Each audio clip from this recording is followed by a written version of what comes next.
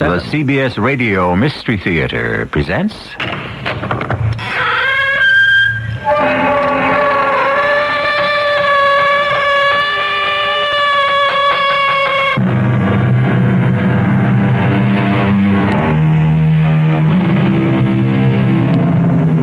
Come in.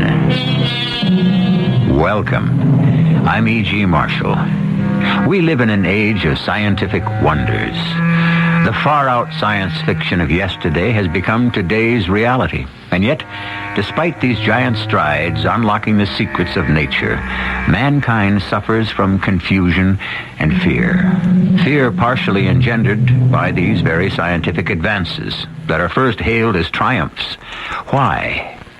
Perhaps because the science of technology lacks soul. You can't help Amelia. Don't you understand? She's beyond help. If she is, it's your doing, Professor. You and your computers, your laboratories have done this to her. You're too emotional, Gerald. Why can't you look upon this as a noble and successful experiment? Never. I look upon it as a monstrous denial of the human spirit and the destruction of love.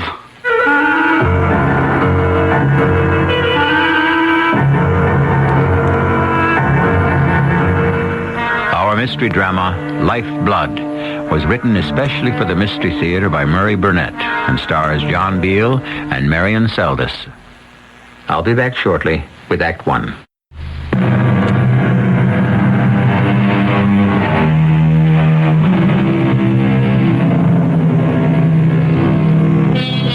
The Bible has it that the Lord created Eve from one of Adam's ribs. Pygmalion fell in love with a statue of Aphrodite and brought her to life as Galatea by his earnest prayers to the gods. I'm sure every man has dreamed of his idea of the perfect woman. Our story today is the tale of a man who made that dream come true. Gerald, you surprise me. You can't be serious when you say you're nervous about seeing Uncle. He may think I'm too old for you. By the way, Amelia, just how old are you? Now that is a question no gentleman asks a lady. You should know that. Anyway, isn't Uncle waiting for you? Yes. And I want you to wait here in the den for me. I'll be right back. I'll wait for you, darling. Oh, nice to see you, Gerald. Now, sit down. Make yourself comfortable. Oh, I'm glad my niece has come to visit with me. I see a lot more of you since she's here. Well, that's exactly what I've come to talk with you about, Arthur. Your niece. Oh? Something important? Very. I've asked Amelia to marry me, and she said she would. Oh, no. I've never lied to you, Arthur, and there's certainly no reason for you to... Don't be a fool, Gerald. I didn't mean that Amelia had turned you down. Of course she accepted you. I don't understand. I know, and I'm reluctantly forced to explain. When you hear why, you won't want to marry Amelia. Impossible. There's nothing you can say about Amelia that would make me love her any less. She's the perfect woman. She's not a woman. What did you say? I said Amelia is not a woman. She's a robot. My creation. You can't be serious. If I had a niece, Gerald, I'd be the happiest man in the world if you and she wanted to get married. You have everything to make a great husband. You're good-looking, successful, intelligent, and you've got integrity. Well, thank you, but we're off the point. Are you trying to tell me that Amelia is a mindless, soulless replica of a woman? And I didn't know it? Exactly. When was the last time you saw a doctor? I see you all the time. I mean professionally. You think I've gone over the edge, huh? All right. It must be a big shock to you, and you deserve some proof. Ask Amelia to come in. I don't think that's a good idea. You've inferred that I've lost my mind. Now I want to prove to you that I'm perfectly sane. Ask her in. Now. All right. All right. Whatever you say, Arthur. Amelia, would you come in for a minute? Certainly, Gerald. Have you spoken to Uncle Arthur? He has. Come here, Amelia, and listen to me carefully. I always do, Uncle. You taught me that. Of course. Who are your parents? parents? Yes, your mother and father. Oh, my father was your brother, and he and mother are dead. Good. Excellent. But who made you, shaped you, taught you, told you what to do and say and how to behave? You, Uncle. And are you grateful? I owe everything to you. My very existence. I understand Gerald has proposed marriage to you. Yes, Uncle. Whom would you rather kiss now? Me or Gerald? It really doesn't matter to me. Amelia. Kiss me, then. Of course. Well, Gerald, do you still think I'm out of my mind? I don't know what to think. If you've really accomplished this miracle, how did you do it? What is she made of? Sugar and spice and everything nice. If what you're telling me is true, this is a scientific miracle. If this is really an automaton, your creature made up of what in heaven's name? Of the results of years of experimentation with computers, sound waves, unheard of advances in physics and chemistry. In short, 10 years of my life. Of course you realize what this means. When you show Amelia to the world and explain your accomplishment, you'll be the most I famous... have other plans for Amelia. Haven't I, my dear? So you've told me, Uncle. I don't understand. I intend for her to meet Wilkerson. Wilkerson? What's he got to do with this? What do you think will happen when that Romeo, that woman chaser, sets eyes on this beauty? Tell me that, Gerald. Oh, don't tell me you're still harboring a grudge against Wilkerson for something that happened 10 years ago. Something? Is that how you describe my public humiliation? My being forced to resign as head of the DNA experimentation project? Of being laughed at because of a stupid mistake that wasn't mine? Oh, it's been long forgotten, Arthur. Not by me. Tell me, Amelia, what do you think of Harry Wilkerson? I think he's a most attractive man, very masculine and brilliant. Oh, I've been a fool. You couldn't help yourself. No man will be able to resist Amelia. No, I mean about swallowing this fairy tale about a robot. You've hypnotized her, that's all. You found a great subject for hypnosis, and... Amelia, my child, come here and bring me a pin. What are you going to do? Prove to you that Amelia's exactly what I said, an unfeeling robot. Oh, thank you, my dear. Now watch as I take this pin... Now be careful. Plunge it deeply and directly into this lovely arm. So... No! Did that hurt, Amelia? Of course not. Well, Gerald? She still could be hypnotized. Then she'd feel no pain. Correct. But if she's human, where's the blood?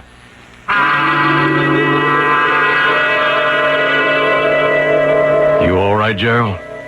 Would you like some brandy? No, nothing, thank you. But I would feel better if you sent Amelia out of the room. Of course. Amelia? Certainly, Uncle. I'll be in my room if you want me. A computer. I fell in love with a computer. Oh, come on, Gerald.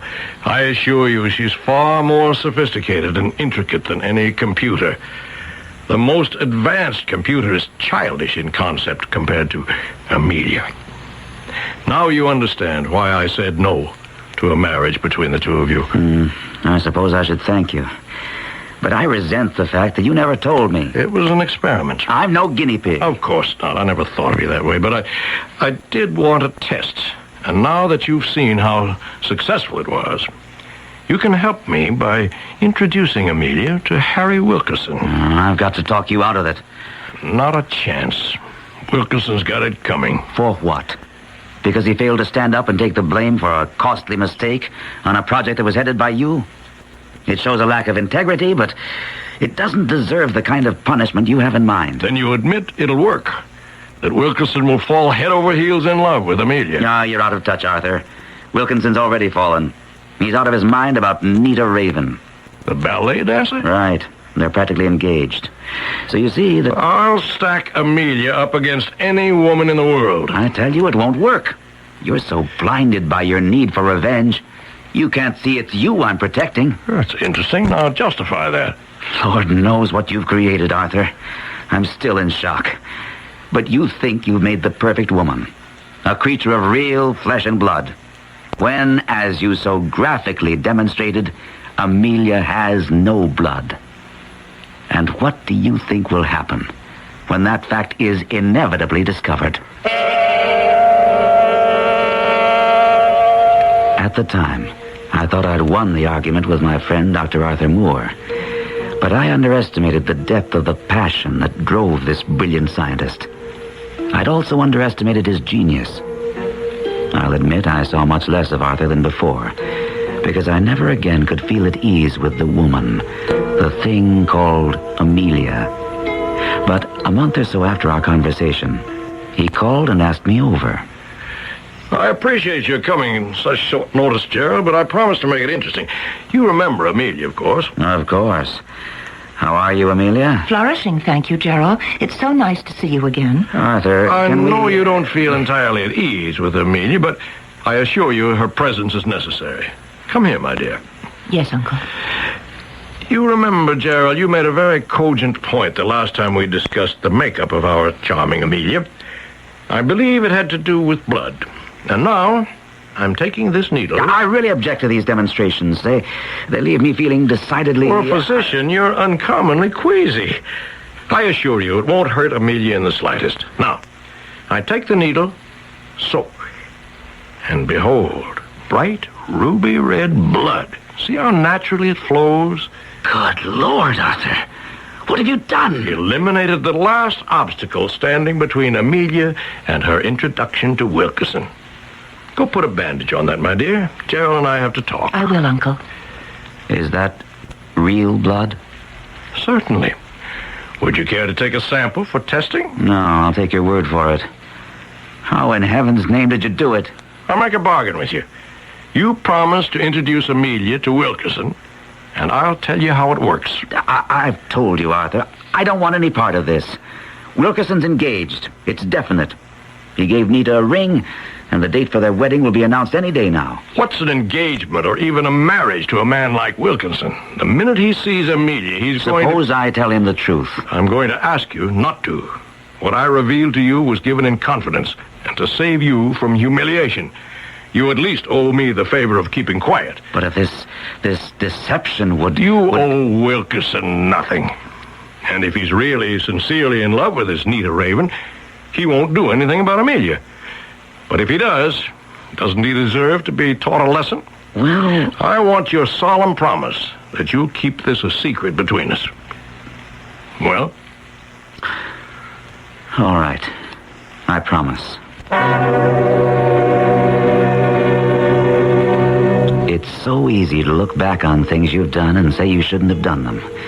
But at the time, it didn't seem that too much harm could come from this mad scheme. I also thought that Arthur would have some difficulty in arranging a meeting between Amelia and Wilkerson. I found out quickly I was wrong.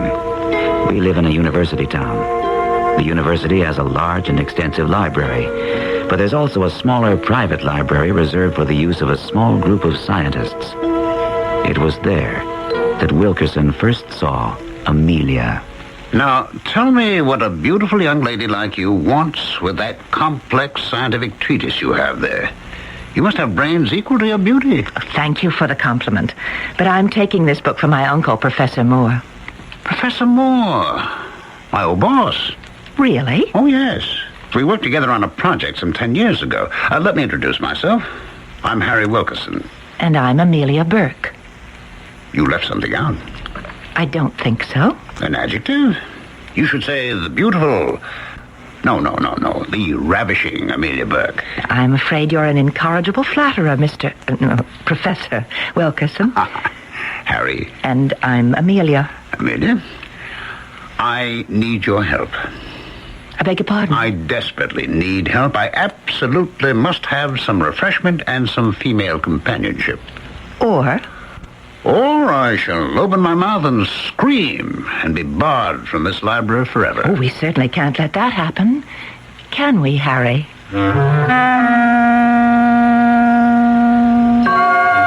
Men have died, and worms have eaten them, but not for love.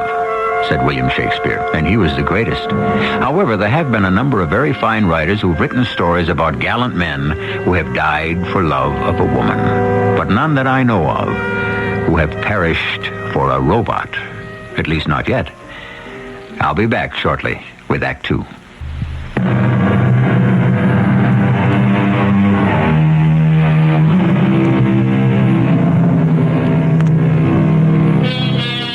Femmes fatales abound in history and literature. They all have one thing in common. They possess a strange appeal which leads men to follow their siren song down the path to destruction. They also share another characteristic. They are human. Unlike Amelia Burke, who is a robot created for the express purpose of ensnaring one man. And she seems to be succeeding. Who is Amelia? What is she?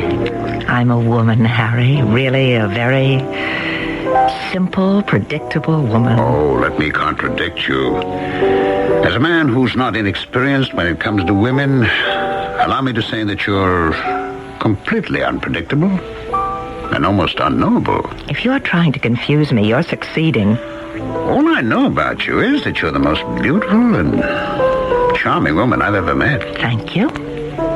But who are you really? Who are your parents? Why did you suddenly appear on the scene to live with your uncle who never mentioned you all these years? I thought women were the curious sex. Oh, you're unbelievable.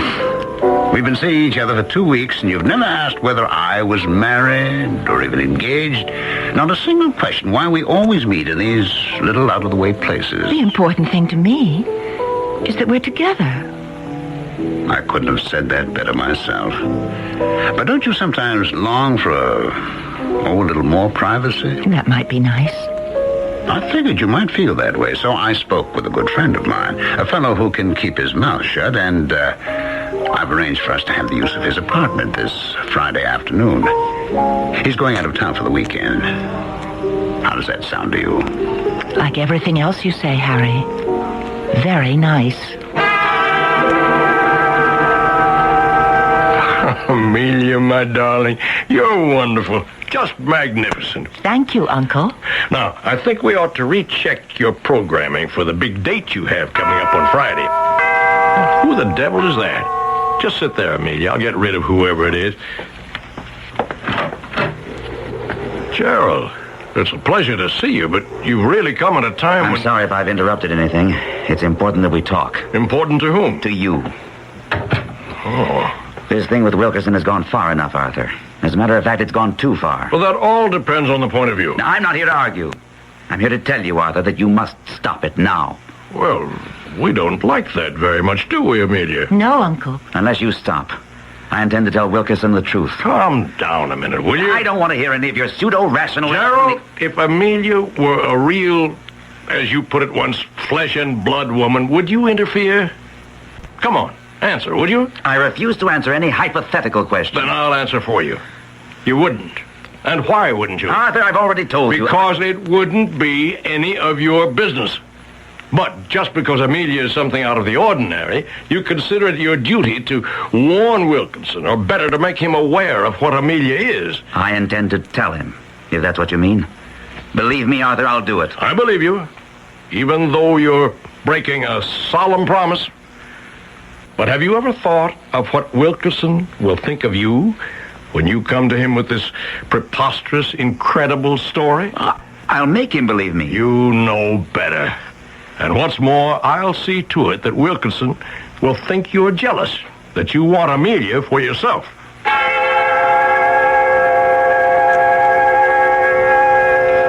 When I left, I knew that it was a stalemate. Arthur was right. Wilkinson would never believe me. But I was determined to do something. The problem was, what? When I was racking my brains for a solution, Amelia was pushing ahead as programmed. Amelia, why did you call and have me meet you here? Isn't this a good place? Out of the way and discreet? No, that's not what I meant. We had an appointment. Sit down, Harry.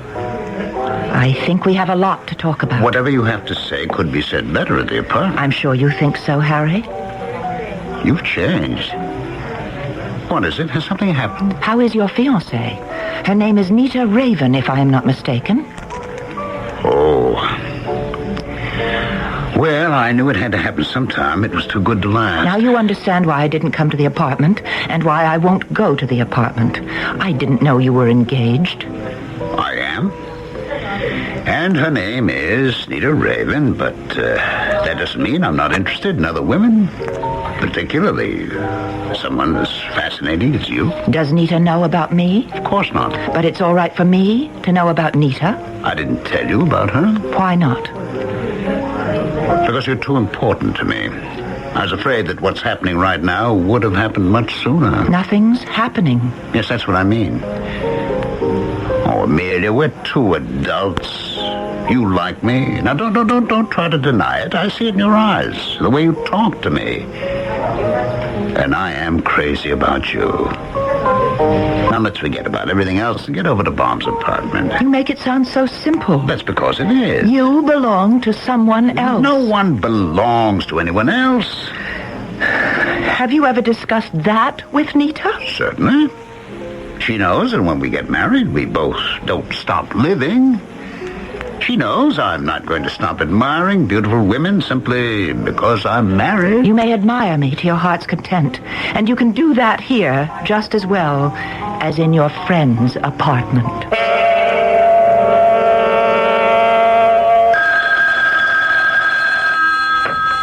Hello? May I speak with Amelia, please? Who's calling? Harry Wilkerson. Oh, Harry. I'm sorry, but Amelia doesn't Professor want Moore, to... please forgive me. We've had our problems in the past, but I'm going to ask you for a favor. Please, get her to come to the phone. Harry, I really don't want to interfere with my niece's life. And I also don't have that much influence. Well, what harm can there be? I just want to speak with her. All right, Harry. I don't promise anything, but I'll see what I can do. Call back in 10 minutes. When he calls, Amelia, agree to meet him, and we'll proceed as planned.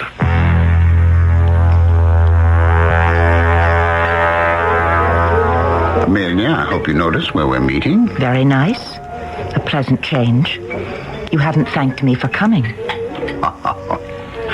Oh, you're something else. You really are. You refuse even to speak to me for 3 weeks, and then I finally get your uncle to bring you to the phone. Well, look, I've broken my engagement to Nita. Poor Harry.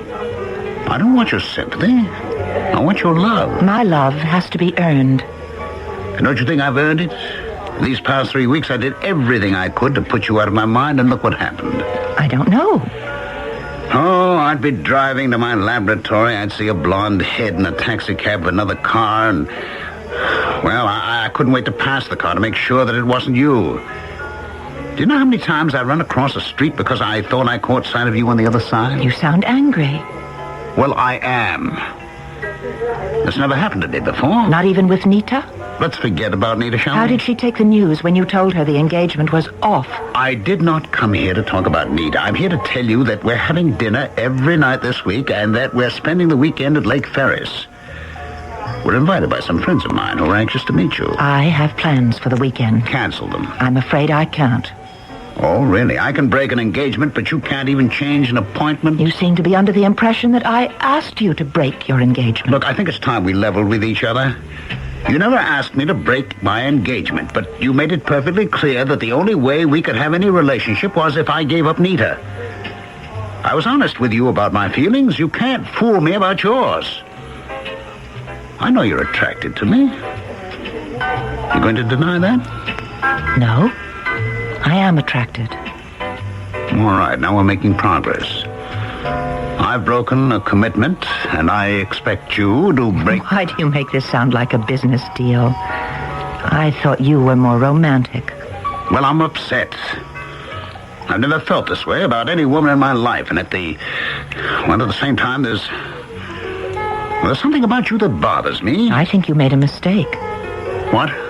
You've changed. When we first met, you were relaxed and happy. You made it clear you liked me, and you hoped I would like you. I did. Well, now you're a different man. Uptight, grim, distracted. I think you feel guilty about breaking your engagement. And if you do, there's no future for us. Oh, now, Thank you for the lunch. Think about what I said, Harry, and then call me. I promise I'll answer the phone.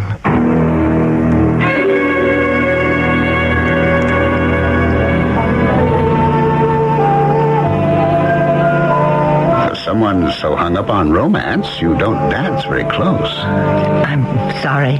Dancing isn't my strong point. I only know how to waltz and foxtrot. I would have thought that you'd been the queen of disco in college. Would you have liked me better? Oh, it's impossible for me to love you any more than I do now. Shall we go back to the table? Oh, as you like. The Ferrises were disappointed they didn't meet you the other weekend. Tell them I'm flattered. I have a surprise for you. I love surprises. What is it? Here. Open this box. Oh, it looks like a ring, is it? Open the box. Well, do you like it? It's very nice. Very nice.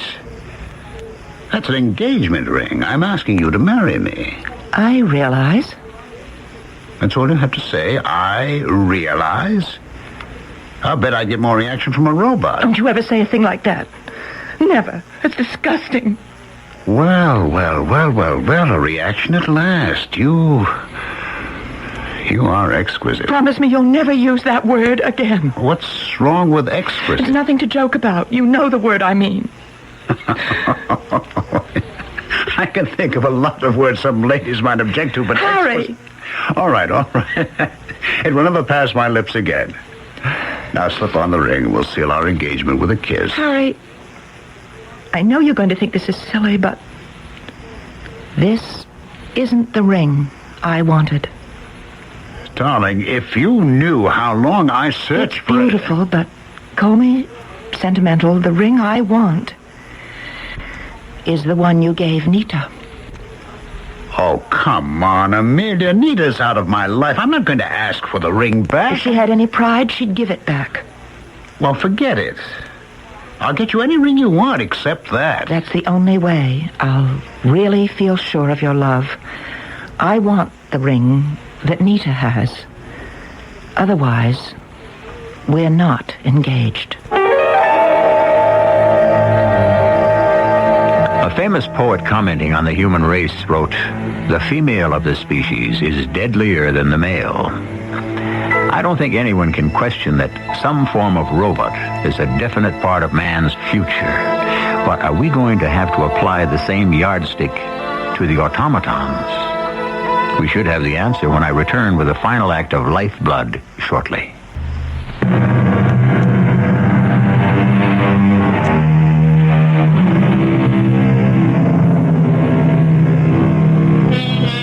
Perfection is the goal of many driven people. The fact is that absolute perfection is unattainable. It should be, because if you stop to consider, life with a perfect man or woman would be rather formidable. Harry Wilkerson doesn't think so. He's fallen in love with a perfect woman, Amelia Burke. He's unaware that Amelia is a robot, the creation of a genius who holds a long-standing grudge against him and who's determined to use Amelia to extract a terrible revenge. I thank you for the invitation, Gerald, but I never dine out. I thought you might make an exception, Professor. The dinner is an occasion for me to congratulate you upon the success of your stratagem to even the score with Wilkerson. I think your congratulations are a trifle premature. Really? Wilkerson's broken off his engagement to Nita. He's a man driven almost to the point of distraction. He's on such a short fuse that his colleagues object to working with him. What more do you want? I want him to have the final gift, the thing he wants more than anything in the world.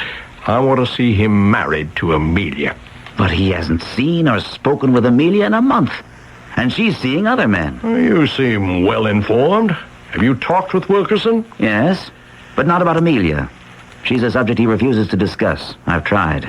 I don't understand this sudden revival of interest in Amelia on your part. Arthur, you produced a robot so perfect that she can pass as a woman. Now that's a scientific miracle. I'm your best friend, yet I haven't the slightest idea of how you did it. In my position, wouldn't you be curious? Well, this is my life work. You're a physician, and quite frankly, the process is so complicated, it would take weeks for me to explain the various intricate and even dangerous steps I use to create the finished product. Well, couldn't you simplify parts of it for me? I'm not asking you to divulge the secret of how you simulated the marvelous skin, or how you solved the problem of the blood that seems to course through her veins. But her responses are what fascinate me. How do you program her so that her answers to questions follow a logical train of thought? I'll give you a hint, Gerald. Stimuli. Everything in nature responds to certain stimuli, and they, in turn, trigger other responses. That's logical, but vague. And that's the way I intend for it to remain. I'm opposed to the deception you're practicing. It isn't only Wilkerson who has fallen under the spell of this mindless robot, but now she's deceiving others. That is what They're fools, all of them. And that's exactly the point I'm going to prove. That's how I'll get my satisfaction.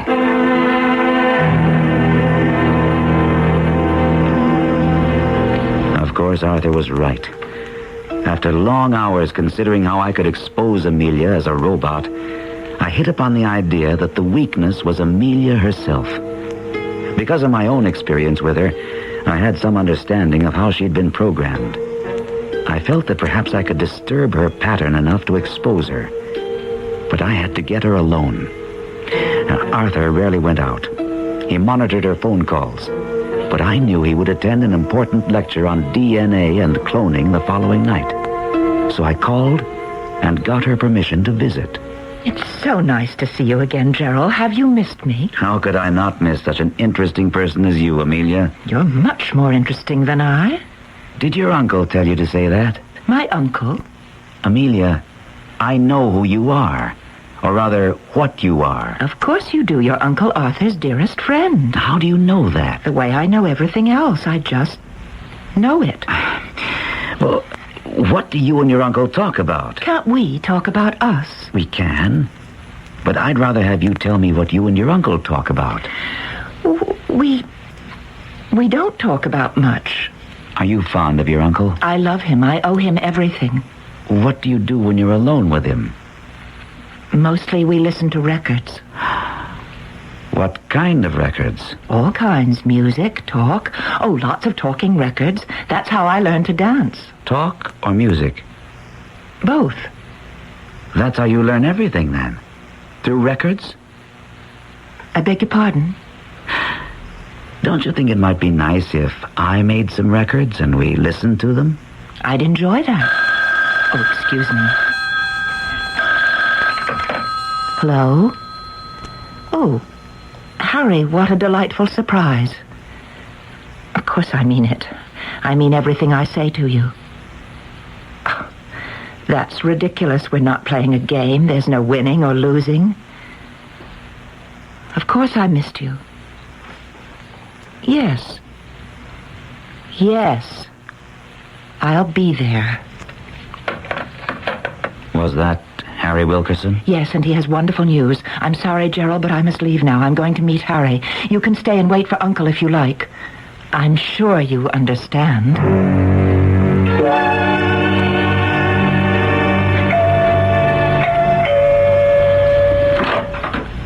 Amelia, let me pinch you. Why? To make sure the dreams come true. Come in. What a lovely apartment. I told you you'd like it. Oh, why the devil did it take you so long to get here? Think of what we've been missing. Think of the happiness we've lost. It can't ever be. Don't you have something to show me? Huh. All right. Hold out your hand. There. That's what you wanted. Oh, yes. You know, it's amazing. It even fits. Amelia, with this ring, I thee wed. Oh, Amelia, I need you so desperately. When are we going to get married? Whenever you like, my darling. Well, isn't the lady supposed to set the date? Oh, I suppose so. I'll have to speak to my uncle. I wonder how he'll feel about your marrying me. He wants what I want and what's best for me. Oh, if you knew how I missed not seeing you this past month. I thought the loneliness would gradually disappear, but it only got worse. And as the days went by, I missed you more and more. My poor darling, you could have saved yourself all that misery if you'd just gotten the ring for me right off. That was the most difficult and painful thing I've ever been faced with. Did Nita try to... Oh, Amelia, I love you. I've proven that. I'm warning you, the subject of the ring is taboo. We'll never mention it again. Okay? If you want. After all, a wife must please her husband. Arthur, I'm here to check on a rumor that I hope is false. Well, if it's about Amelia and Harry Wilkerson getting married, it's true. Have you any idea what a hell's brew you're compounding? Harry Wilkerson is no robot. Whatever you may think of him, he's a human being with feelings and sensibilities. You're becoming hysterical. Wilkerson's forthcoming marriage to Amelia is none of your business. That you persist in making it so leads me to conclude that you're not entirely over your early infatuation with Amelia. Oh, you really believe that, don't you? Of course. And as Amelia's creator, I can understand it. She was designed to be irresistible and also controllable only by me. She was created to please men, and she has. Arthur, I implore you, as a friend, as someone who has your best interest at heart, give up this insanity. I know you're sincere, Gerald, but nothing you say or do will make me change my plan. And what happens when inevitably, at some time in the future, Wilkerson discovers the truth about Amelia? Now, that's an interesting speculation. I'm looking forward to that day. What do you suppose he'll do? I have no idea. But what will you gain? If you told Wilkerson the truth now, wouldn't that be humiliation enough for him? And satisfaction enough for you to know that you have so completely fooled a scientist like Wilkerson that... Save your breath, Gerald. Nothing you say will stop me from walking down that church aisle tomorrow to give the bride away.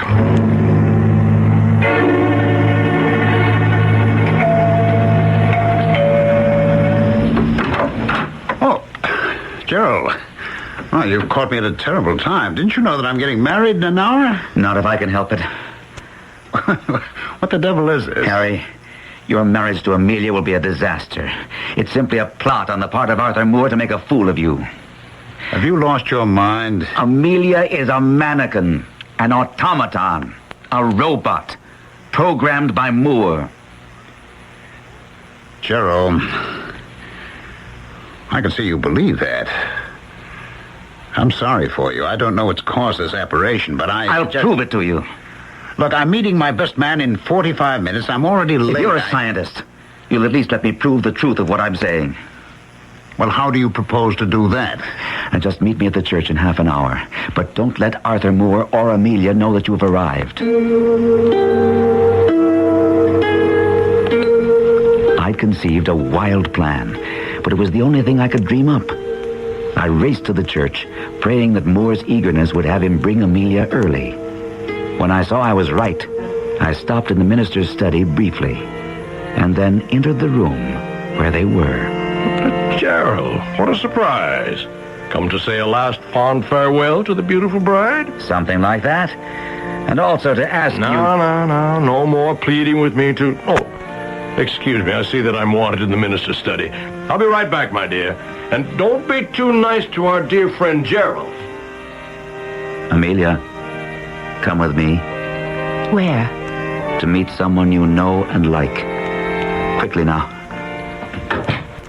Harry, my darling, don't you know it's bad luck for the groom to see the bride before the wedding? That's an outdated superstition, Amelia. All right, Gerald, get on with it. I'm warning you. I've come prepared. Get on with what? Amelia, do you like me? Of course, Gerald. Very much? You are one of the most fascinating men I've ever met. All right, what is this rigmarole? Quiet. Amelia, will you kiss me? Of course. Now, wait. Shut up. I'm giving a scientist's proof. Kiss me, Amelia. Amelia, You're truly a lovely, bewitching creature. Will you marry me? Why, of course. Oh, no, wait. No, Uncle Arthur told me not to be too nice to you. Uncle Arthur told... Amelia, what about me? How can you think of anyone else when... I want you to marry me, Amelia, to be my wife. You want to, don't you? Of course, dear Gerald. I've always liked you. You know that. Shut up, you stupid mindless... There's no sense in shouting at her, Harry. She's only a robot. Only? I told you I came prepared. And now I'm going to prove it. What's going on here?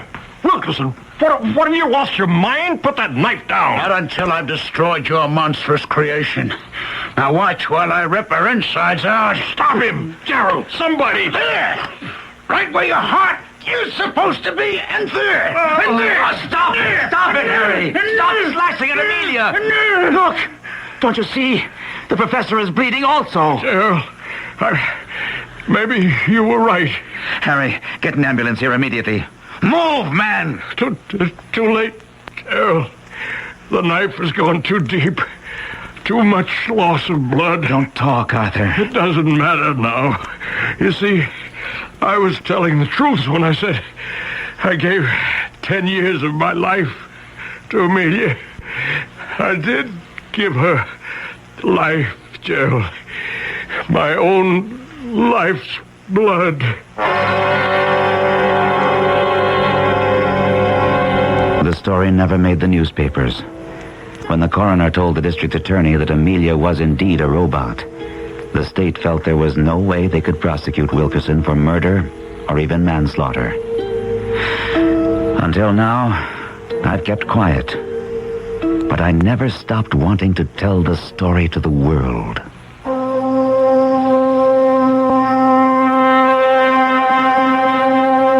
And quite a story it is. Harry Wilkerson resigned and left town quietly. You may take the story as a fairy tale, a horror story, or as a warning. The choice is yours. Oh, and there is another aspect to this story that should be considered. I'll be right back to explore it with you.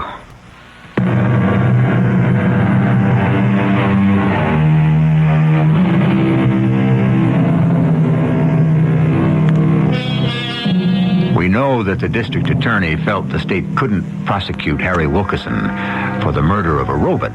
But if it was indeed Wilkerson's knife that was responsible for the lifeblood seeping from Professor Arthur Moore, could that perhaps be construed as murder? Or at least manslaughter? For you lawyers in the audience, a pretty little legal problem, one for which I should be grateful for your guidance. Our cast included John Beale, Marion Seldes, Ralph Bell, and Gordon Gould. The entire production was under the direction of Hyman Brown. This is E.G. Marshall inviting you to return to our Mystery Theater for another adventure in the macabre. Until next time, pleasant dreams.